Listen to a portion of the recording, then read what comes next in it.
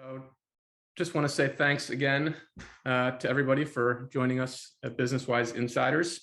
I'll start the presentation in a moment.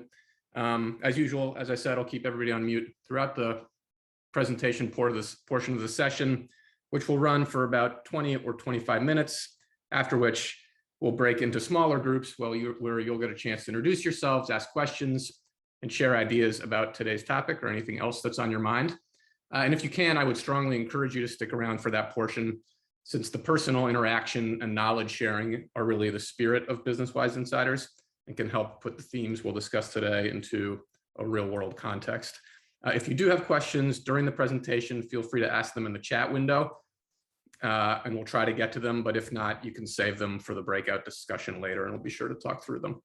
And finally, I may move through some of these slides fairly quickly, but everyone who's registered for today's session will receive a follow-up email with information about how to access the presentation. So with that, let's get started. So today we're going to look at how to develop a smart email strategy for 2022 based specifically on 4 key pillars that I'll get more into in a minute. But a few quick points at the outset. First, I want to be clear about what we mean when we talk about email in the context of B2B sales. We're talking about how sales reps can use email in its various forms to create connections, conversations, and opportunities with individual prospects. In other words, this is about email as a prospecting tool rather than as a marketing tool. Secondly, in 2022, a smart email strategy is really about more than just email. We're not trying to answer the question, how do I write an email that generates replies and leads, or how do I become a better emailer, or even what broader email strategy will maximize replies and leads. The question we're trying to answer is, where does email fit into a broader B2B prospecting strategy? And how can I leverage email to overcome the obstacles I face to connecting with my prospects?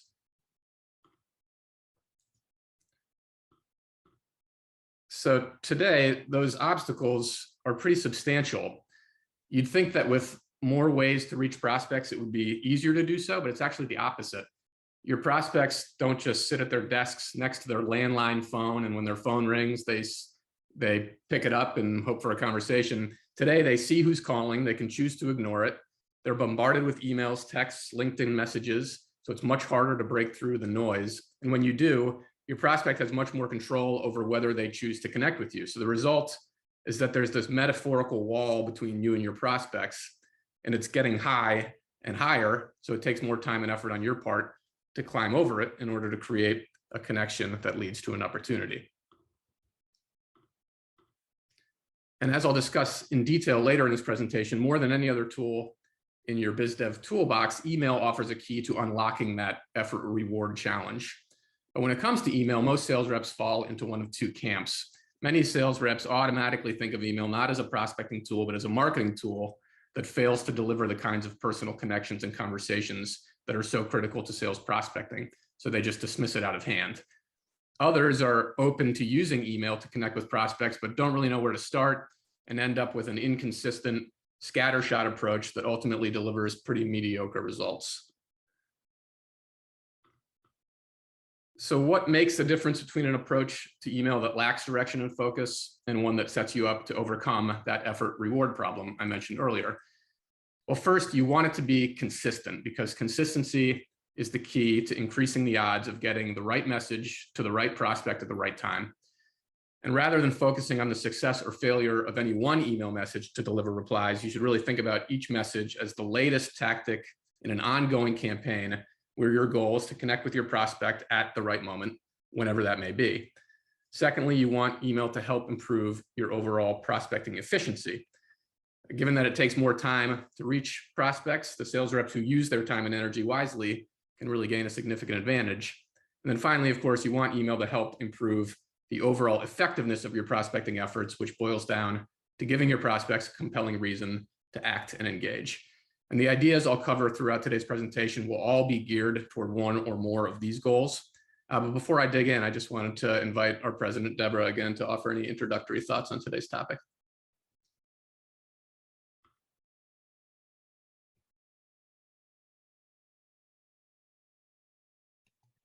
Sorry, I'm unmuted now.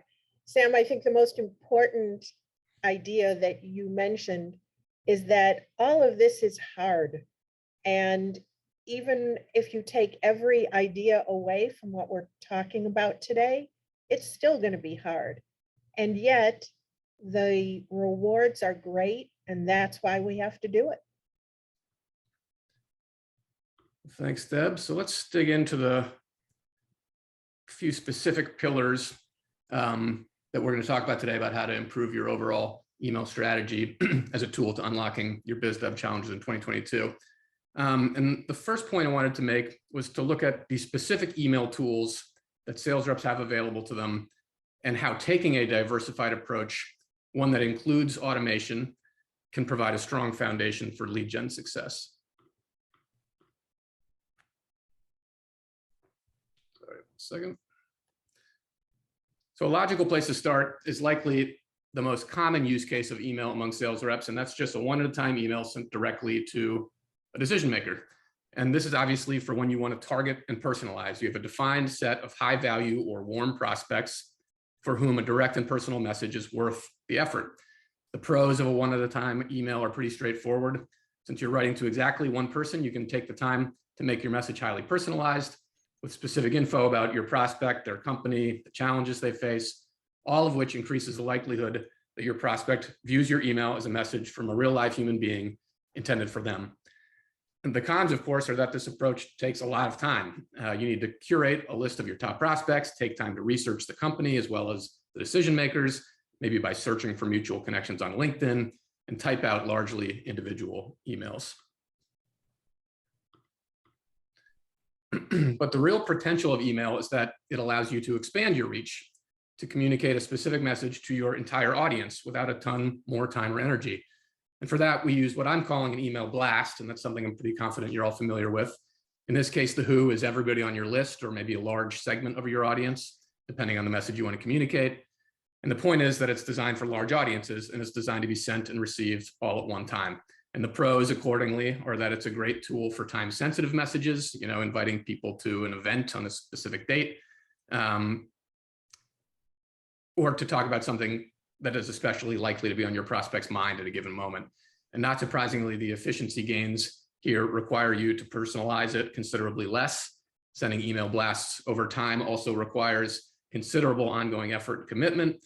And the leads come in short bursts, which is sort of at odds with the natural flow of sales prospecting that most sales reps are used to. And that brings us to our third email channel, and it's really the key to unlocking the effectiveness of email as part of a broader and more robust biz dev strategy, and that's automated email prospecting with the goal of creating a steady stream of leads. And quickly, I just want to talk a little bit about AEP and how it works, since some of you may not be familiar with it.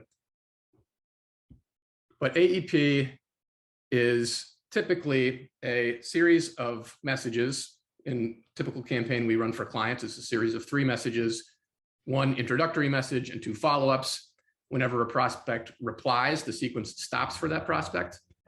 Each individual prospect, as you can see at the bottom right here, receives a sequence over the course of a couple of weeks with intervals of up to a week between messages. But new prospects are added only gradually to the campaign, maybe a few dozen every day. So the campaign runs for over several months, which is what I'm trying to illustrate with the graphic at the bottom right. And the idea here is that AEP is running in the background, delivering replies gradually to your inbox as long as the campaign is active. So back to our previous slide. For AEP, the who is very different. Rather than high value prospects that you want to send personalized messages to, or large audiences that you want to communicate a specific time sensitive offer to, with AEP, we're really looking to target everybody else, the ones who fit your firmographic criteria, but they might not necessarily be at the top of your list for cold calls or highly personalized emails. And while, as with email blasts, it's still difficult to personalize these campaigns, they address some of the downsides, excuse me, of one-at-a-time and blast emails by ensuring consistency, delivering a steady stream of leads, and requiring little ongoing effort on your part. And just a few quick takeaways as we close out this section about the importance and benefits of diversification. First, as we'll discuss throughout this presentation, You obviously have a lot of tools in your sales toolbox, but a tool is only as effective as its user. It's the decisions that you make about how to use and combine the tools at your disposal that will make the difference. And with that in mind, you want to think about what you're trying to achieve in the various facets of your biz dev strategy, and then select the right tool for the job. And then finally, especially when you introduce automation, diversification of your approach with these tools can lead to dramatic efficiency gains that you can then use to rewire your entire biz dev strategy beyond just email. Deb, did you have anything you wanted to add here? Sure, Sam. We at BusinessWise use all of these tools, as do many of our clients. So when we're inviting y'all to Insiders, it's date sensitive and we need to send a blast. When I'm making a call to a prospect, most of the time I'm not reaching them. I'm getting their voicemail. So I send a one at a time email following up on that call. And yet for most of our prospecting, since our intentions are generally better than the reality, we love using automated email prospecting, AEP, and actually getting replies, because when you get an actual reply from someone to a request, you know, not only did they open the email, but they read the email and they're beginning to allow you to start a connection with that prospect. And it's no coincidence that the 3 email channels that I just mentioned are 3 of the tools that are built into the BusinessWise platform. And we really want to give our clients these different ways to reach their prospects. And obviously it's linked directly to the contact data, emails and phone numbers. So it makes it very easy to combine these into an effective strategy. So I mentioned in the last slide how one of the benefits of email automation is that it can help you rewire the other elements of your biz dev strategy. And that's a great segue to our next pillar of smart email, lead gen in 2022. Because again, our goal as sales reps is not to become better emailers. Our goal is to create more connections with prospects that turn into opportunities and leads. And there are a number of ways to combine email with cold calling that can increase the effectiveness of both channels and contribute to a biz dev strategy that's equipped to overcome the challenges we all currently face.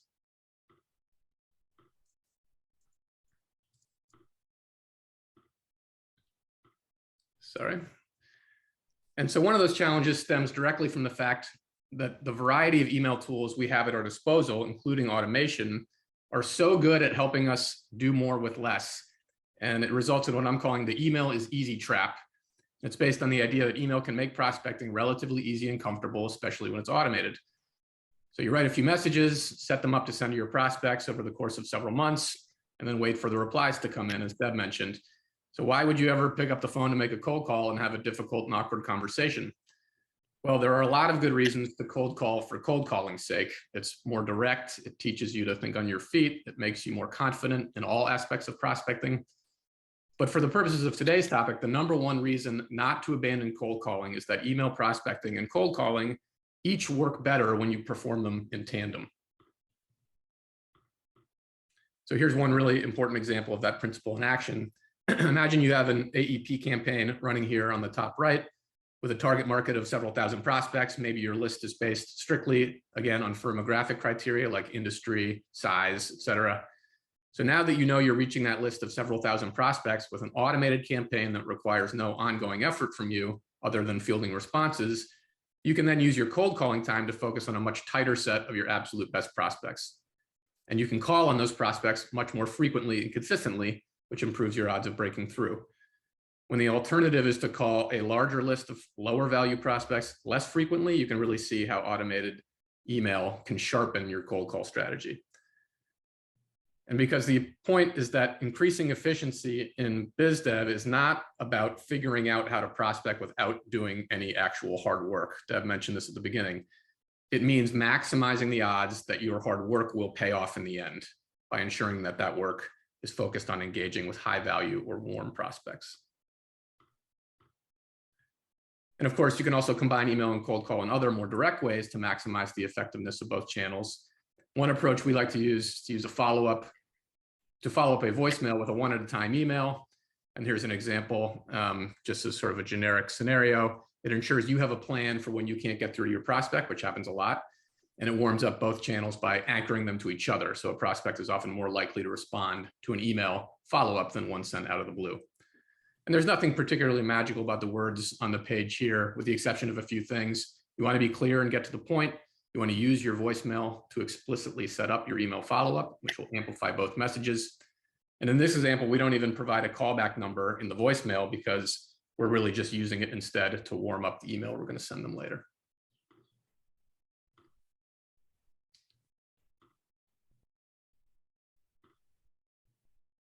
And again, a few takeaways about this section. We talked a little bit about different strokes with our email tools, but it's probably even more important with cold calling.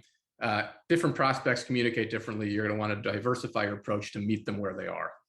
Secondly, the more often you reach prospects in different ways, the better odds you have of creating a connection to the right message, the right prospect at the right time. And finally, if we automate for efficiency, we combine for effectiveness, and that means using email to amplify, reinforce, and sharpen cold calling, and vice versa. Deb, anything to add here? One of the benefits that I want to mention about using BusinessWise's AEP program is that you get Sam Mitchell to write your messages. I'm a pretty good writer, but when Sam started writing our messages, I would read these things and say, that's exactly what was in my head. I wish I had said that, but he wrote it beautifully. He's got the ability to talk about your company and in your style, and it's an amazing thing to see. Well, that's nice of you to say that. Hopefully this next section will help reinforce that if I did a good job. But so we've already talked a lot about, obviously, how email as a tool can and should fit into a broader strategy, but in order for your strategy to generate leads, you need to send actual emails to get actual replies. So I want to spend a little time talking about what kinds of emails are most successful at starting conversations. And when you think about it, every email is really a transaction. This is especially true of cold emails when there is no prior relationship or additional context. So if you want something, a reply, you need to offer something in return, value to your prospect. And whether you call it a contract or a transaction or a two-way street, it's really important not to think of email as tell and sell. That is the idea that as soon as you tell your prospect all about your great product or service, that you'll be able to sell it to them, because your prospects won't care about or respond to your email if they don't get anything valuable in return.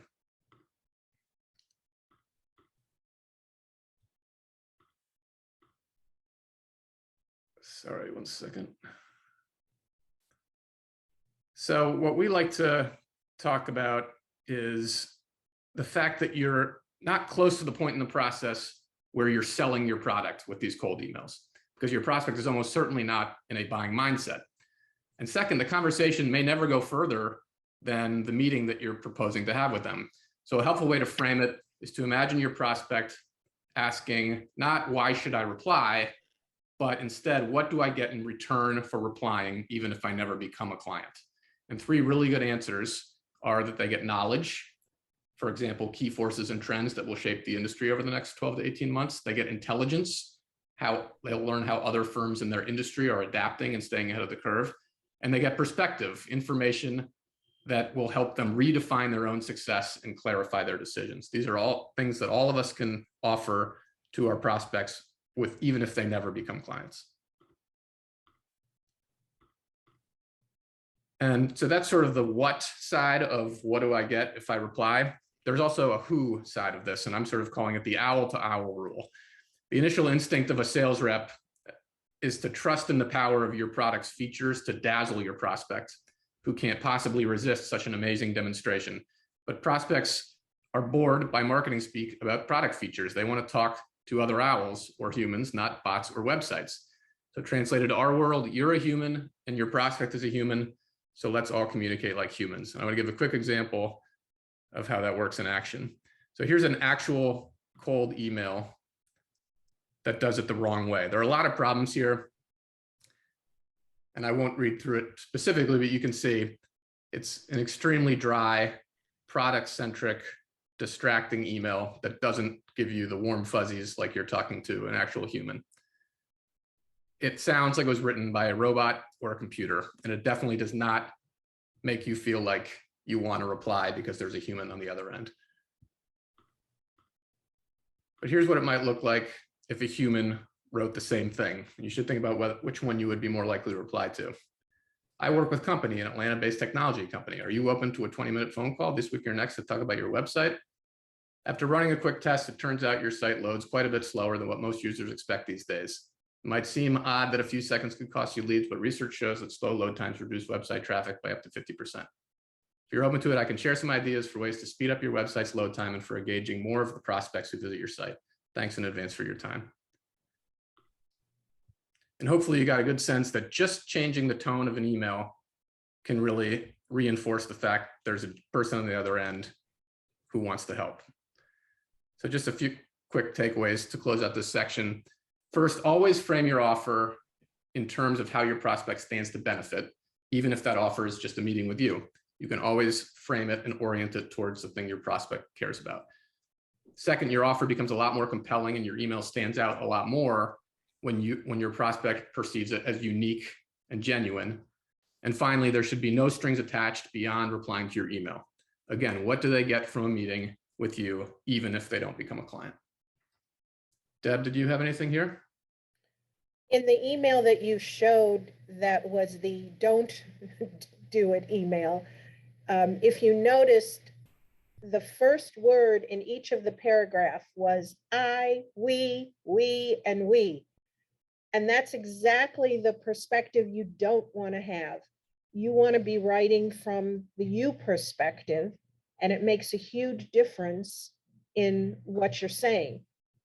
And the other thing, I'll just repeat Sam's important idea of wanting to show your prospect that you have something to offer them, whether or not you ever do business. And that's an important thing to think about throughout your sales process. So that brings us to the final pillar of smart emailing, and it's one that a lot of sales reps overlook, and that's being ready to respond. And I know you need to respond to the leads that come in from your email campaigns, but this is really about having a well-considered response strategy with tactics that you can deploy in response to whatever kinds of replies your campaign generates. So of course, we're all anticipating the yes replies. It's natural to imagine that prospects will be as excited about your prospect products or services as you are, and to be optimistic about the email that you've worked hard to craft.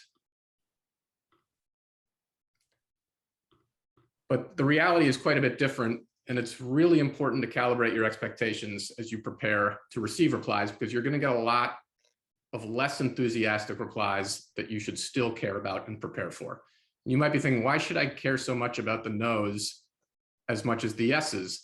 Well, the first reason is that pretty much everyone starts off by resisting. So a smart biz dev strategy is to prepare for that and have a response strategy that you can deploy in response to it. The second reason is that, especially with email, a no gives you information and an opportunity that you can use. The information you get is that your message resonated enough for your prospect to reply, because they don't have to. They can unsubscribe, they can ignore, they can delete, but they didn't. They clicked reply, they typed the message, and they hit send. And that's an indication that they at least skimmed your message enough to understand what you're asking. Moreover, you now have an opportunity to accomplish a really important objective of cold email outreach. Again, that is to show your prospect that there's a real live person on the other side. We've talked a lot about conveying your humanness in your emails, and this is a really good opportunity to do just that. Your prospect's response gives you the chance to start a one-on-one conversation, which is already way more promising than where you were before you sent your email or launched your campaign.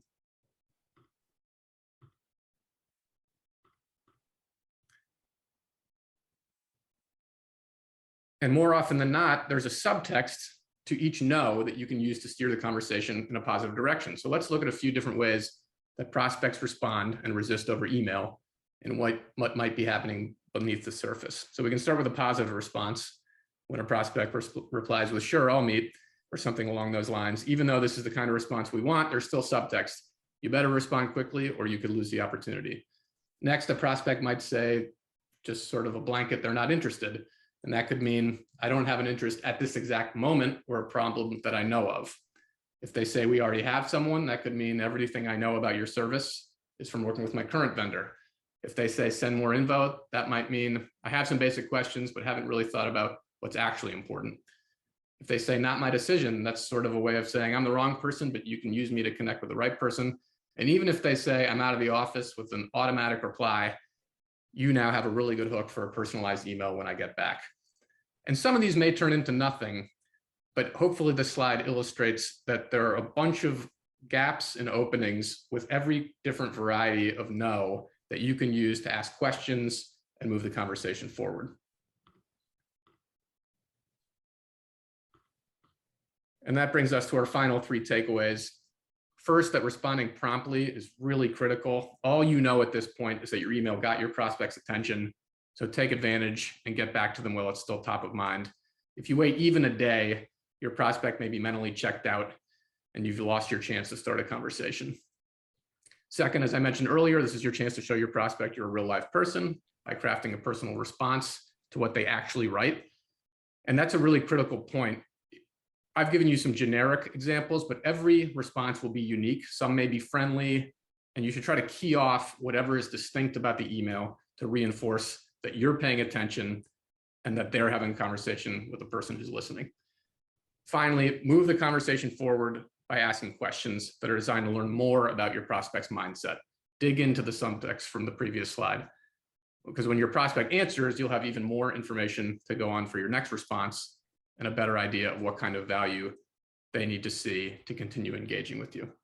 So that brings us to the conclusion of the presentation. And I want to invite Deborah to make some closing thoughts. Before I do, just to sum up, I think the key here is to think about email as one element in your broader biz dev strategy, how you can use it to make efficient the things that are taking too much time so you can spend your hard work working toward the higher value opportunities. And then with this last slide, really to think about handling responses as a key aspect of that goal. Deb, did you have anything to add before we split in this session? I was just thinking that my colleagues, the business wise guys that are on this call, will wish that they had $1 for every time they heard someone say, email doesn't work in my business. Cold calling doesn't work. And of course, if they had $1 for every time they heard that, they probably could retire from Business Wise. The thing is, it doesn't work all the time, but it does work sometimes. That's sort of like saying you made a sales call and you didn't sell something, so sales doesn't work. It doesn't work all the time, but that's the way our business is. We have to keep improving. We have to get better, think about what it is that our prospects want and need, and keep doing it. And that's why you're here today. So kudos to all of you for always wanting to continuously improve.